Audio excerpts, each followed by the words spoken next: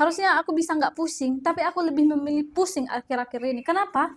Karena malas sekali aku memindahkan data dari handphoneku, karena handphoneku itu tipe yang cepat sekali full, 256 GB satu bulan full itu. Tetapi kalau kita pindahkan ke portable SSD ini nggak akan pusing harusnya. Ini aku punya dari SanDisk ya teman-teman. Jadi simpelnya menggunakan produk dari SanDisk ini, kita bisa langsung pindahkan file foto video kita dari handphone kita langsung ke sini. Ini dari Type-C ke Type-C.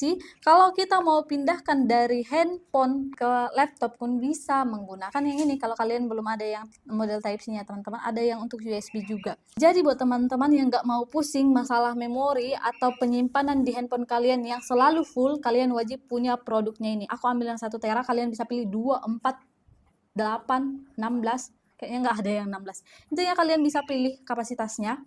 Kalian bisa check out di Keranjang Fiat. Ini mempermudah hidup sekali karena transfer datanya juga cepat ya teman-teman. Satset, tanpa perlu perantara laptop lagi kita untuk pindahkan data sekarang. Ya. Jadi jangan mau pusing, beli produknya walaupun mahal tapi pikiran tenang.